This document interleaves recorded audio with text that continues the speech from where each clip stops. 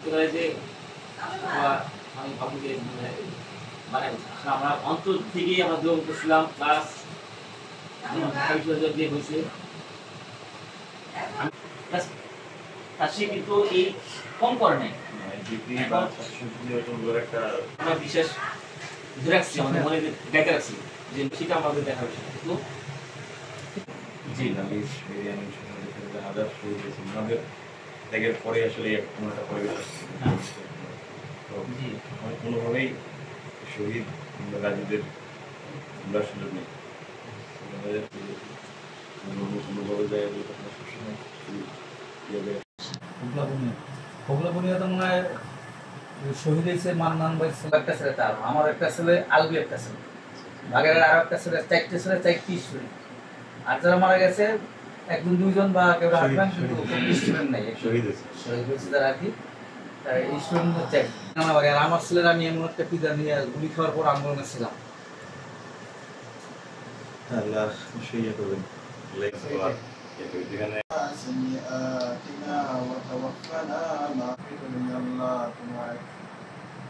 বান্দার ঘুরে বসে আল্লাহ তোমার শাহিদ দোকানি হাত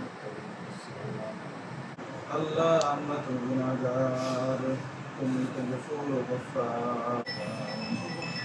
আল্লাহ তুমি তো আমাদের অবস্থা জানো।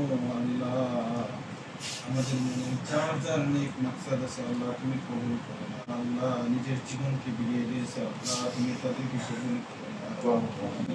আল্লাহ বিশেষ করে আল্লাহ আজকে যে ঘরে আমরা বসে আছি আল্লাহ শহীদ আরিফকে তুমি কবুল করো না। আল্লাহ তোমার জন্য জীবনকে বিলিয়ে দাও, সক্ষমতা দান করে দাও, মন মানসিকতা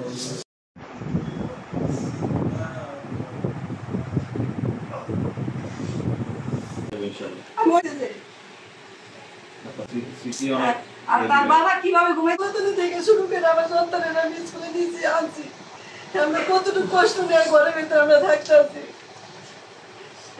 কারণ আমার ছেলে তো ভার্সিটির স্টুডেন্ট, আর আমার ছেলে তো কোনো ই না, সেও একটা মেধাবী স্টুডেন্ট, সায়েন্স নিয়ে সফটওয়্যার ইঞ্জিনিয়ারের জন্য বাইরে দেশে গেছি। অবস্থা আর্থিক অবস্থা খারাপ থাকা তো আমি রেনবো হয়, আমার যে কষ্ট যেন দূর হয়ে যায়। কে জানে আজকে আমার সন্তান আমার এভাবে ভাগিতে পেয়ে যাবে।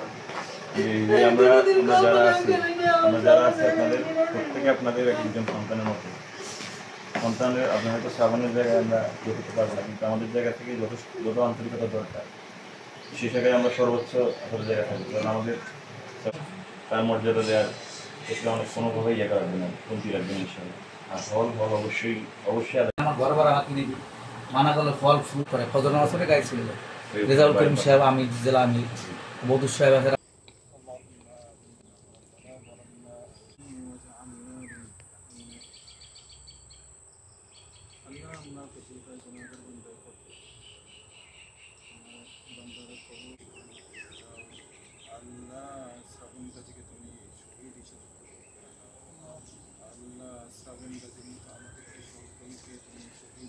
اللهم رب ارحمهما كما ربياني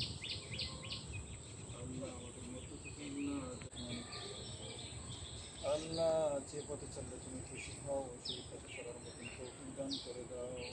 আল্লাহ আল্লাহ আমরা তোমার